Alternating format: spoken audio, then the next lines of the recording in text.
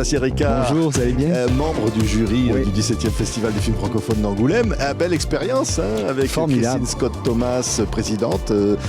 Ça représentait un peu le Québec, là, au milieu. Là. Ah oui, je représente le Québec. J'ai vu que les années précédentes, il y avait des collègues à moi que je connais bien qui sont venus. Toujours toutes sortes de belles choses à raconter sur le festival. Mais quand Dominique m'a invité, j'ai accepté avec joie. C'est ça. Et on dit, au fond, on représente quoi? C'est quoi le cinéma québécois? C'est quelque chose, un regard particulier sur la vie, le monde. Ben oui, c'est ça. En fait, c'est le point de vue, évidemment, nord-américain, américain même, je dirais, en français.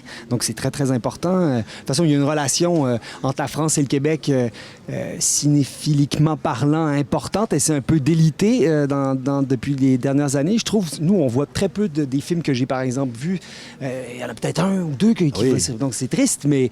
Puis c'est la même chose au Québec, les films circulent pas assez en France. Mais quand on est ici comme membre du jury, c'était mon cas, j'ai vu toute la semaine 3 films par jour. J'ai eu un bonheur extraordinaire à être immergé comme ça dans le cinéma français. On voit plein de cinémas différents, etc. Alors, c'est vrai que le cinéma québécois était présent, pas forcément en compétition, mais il y avait Nos Belles-Sœurs, par exemple, qui est adapté de la pièce de Michel Tremblay. Les Belles-Sœurs, ça, c'est un truc très, très québécois. Ça, c'est vraiment... Cette pièce-là, elle est...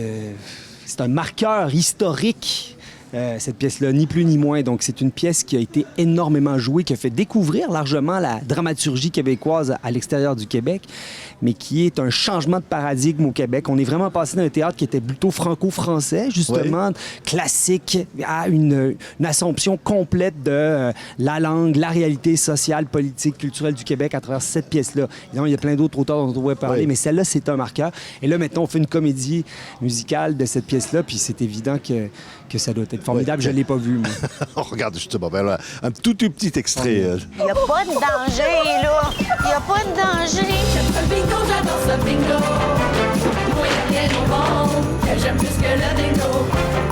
C'est la musique de droguer, ça. Bingo, bingo, bingo! Complètement déjanté, hein, les Belles-Sœurs. Là, on voit la bande-annonce, c'est vraiment génial. Dis-moi pourquoi ces choses sont si belles. Autre film québécois présenté ici en France, à Angoulême. En compétition. Oui, alors encore un regard des années 60 sur l'évolution des mœurs de la société québécoise. Absolument. À travers la relation épistolaire découverte dans les 20 dernières années d'un frère catholique donc, qui s'appelle le frère Marie-Victorin, qui est un personnage très important au Québec, qui est le fondateur et l'idéateur du Jardin botanique à Montréal, mais qui a aussi écrit une somme qui s'appelle La Flore laurentienne. Et dans ce livre-là, qui demeure un grand, grand classique scientifique, où il a répertorié toute la flore donc laurentienne du pays laurentien qui est le mien. Mais il y avait ce frère-là a entretenu pendant des années une correspondance avec une jeune étudiante qui était passionnée de botanique comme lui. On voit des images en même temps qu'on parle comme ça de la bande-annonce. Passionnée de botanique et qui c'est le récit de cette passion partagée pour la botanique, mais qui finalement c'est l'intérêt du film est une passion qui dépasse aussi la botanique. Mais on ne sait pas si elle a jamais été vécue charnellement, mais tout l'intérêt de ça, c'est que finalement, la dimension érotique du monde botanique, qui finalement les a menés très, très loin tous les deux. Puis c'est un film qui est très étonnant et j'espère qu'il va avoir beaucoup d'écho ici et au Québec, parce que moi, j'ai adoré le film. C'est un formidable film, formidable. Comédienne, une actrice absolument géniale. C'est vrai que là, le Québec était bien représenté, mais alors là, pour le coup, ici, avec un film de Léa Paul, avec un film qui s'appelle Hôtel Silence, Sébastien, c'est un autre univers encore, mais un univers très spécial, on pourrait presque penser noir, quelque part, mais qui amène finalement à s'approcher de l'obscurité, peut-être amener la lumière. Ben en fait, oui, c'est ça. J'aime penser qu'on part de la noirceur assez complète, mais que c'est un film qui va vraiment vers la lumière, et c'est l'intérêt du film pour moi. J'aime mieux le présenter comme ça, finalement. Je trouve que c'est un film lumineux au final, mais oui, en effet, un univers tout à fait différent. C'est homme qui est désespéré, qui va aller crise existentielle, chercher dans un pays en guerre où les gens vivent des choses terribles, peut-être qui va lui permettre, lui, de voir autrement sa propre existence. Je pense même pas que c'est ce qui se dit au début, mais c'est Oui. un coup de tête, comme on peut imaginer qu'on peut avoir un peu cet état d'esprit un peu déboussolé. Sur un coup de tête, il décide d'aller dans cet hôtel-là, qui est le seul bâtiment qui a été épargné par des bombardements qu'on imagine insensés.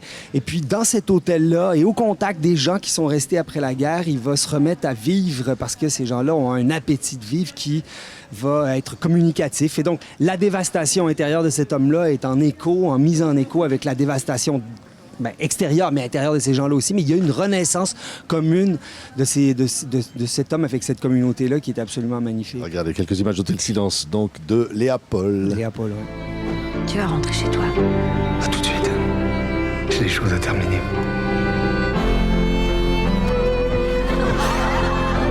Je me suis attachée à ces gens, à leur courage, à leur volonté de vivre. Et toi, t'es qui? La seule façon de continuer, c'est de faire comme si on menait une vie normale. Ouais, on voit cet univers de Léa Paul, hein, adapté d'un roman dont... Odur Olafsdottir, une auteure islandaise. qui est avec un univers très parlant et finalement très cinématographique Oui, aussi. oui. Très intéressant d'accompagner Léa Paul, une cinéaste ici, et d'être ici présent en France pour apporter dans un film comme ça ce personnage. Oui, je suis vraiment content de pouvoir en parler avec vous aujourd'hui, puis que le public français, qui est surtout à Angoulême, qui est un public averti. Et puis si j'en crois ce que j'ai entendu, les échos sont plutôt bons, ce qui me fait davantage plaisir. Donc oui, puis c'est le film qui m'a fait être choisi, je crois, par Dominique pour être membre du jury, ce qui est un privilège, un honneur pour moi. Donc oui, c'est un film que j'aime beaucoup et j'adore Léa Paul, que je salue si jamais elle voit cette entrevue, Oui. qui est une réalisatrice donc suisse, mais qui a fait principalement sa carrière au Québec et c'est une grande réalisatrice québécoise. Ouais, et toujours la fougue. Hein. C'est vrai que d'aller dans des univers comme ça, quand on est un acteur comme vous et qui est curieux comme ça, de se lancer vers des choses, des univers parfois complètement différents de ce Ouais. qu'on a l'habitude de voir. Hein. C'est vrai, non, c'est vrai, tout à fait. C'est très, très loin de nos réalités, très certainement au Québec, mais je pense aussi que l'univers de Léa Paul, étant, c'est ça, comme je le disais, européenne au fond, mais elle a cette touche avec elle, mais en effet, pour moi, c'était passionnant parce qu'on a tourné beaucoup en France, presque un mois. Le gros du tournage s'est fait en France, en Suisse et un peu au Québec. Et ça ajoute beaucoup au film parce que le lieu, la ville de Cerbère, à la frontière franco-espagnole, et l'hôtel sont des personnages très importants dans le film. Et c'est ça. Donc oui, pour moi, ça m'a sorti de mes repères, puis c'était formidable. Ouais, à part une sorte de voyage intérieur, quelque part. Il va chercher une vérité. Ouais. Est-ce qu'il peut la trouver? Exactement. Oui, mais c'est là, ça interroge sur le monde d'aujourd'hui, au fond. Au fond, oui, parce Oui. que c'est aussi une chose qu'il faut dire, c'est que on est évidemment bombardé par des images toutes plus atroces les unes que les autres sur les conflits, et c'est désespérant, évidemment, de voir ça, mais le film et tout son intérêt vient du fait que l'histoire se déroule dans l'immédiate après-guerre. Hein. C'est un homme qui arrive dans un endroit où le conflit vient de cesser, et donc on est dans la reconstruction. Donc lui, il va se reconstruire intérieurement, ces gens-là se reconstruisent aussi, et puis c'est finalement ça le thème du film. On assiste à la reconstruction d'un homme qui était complètement dévasté au début du film et qui, tranquillement pas vite, va revenir à la vie et à un désir de revivre, en fait. Ouais. Voilà. Merci beaucoup, hein, Sébastien. C'est évidemment à la fois l'acteur d'Hôtel Silence, Léa Paul, et puis le membre du jury de ce 17e Festival du film francophone. Quand on dit francophone, ça parle beaucoup aux Québécois, hein, que j'ai en face de moi. Hein. Bah oui, absolument. C'est- Absolument, ben oui, c'est ça. C'est toute la francophonie. Je sais que la teinte particulière cette année, c'était le Maroc. D'ailleurs, j'ai vu le film de Nabil Ayouch, qui est le copain de Marianne plutôt.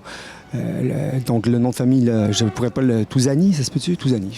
Donc j'ai vu le film de Nabil, donc francophone, oui, c'est ça. Donc moi j'aime bien le Maroc pour y être allé aussi une fois, mais oui, en effet, quand on parle de cinéma francophone, c'est du cinéma de partout, de la francophonie qui est très, très importante. Et donc, ouais, puis pour revenir à ce que je disais au début de l'entrevue, c'est ça, j'en vois trop peu. Je réalise, vivant à Montréal, à quel point... finalement, l'Empire américain est un empire.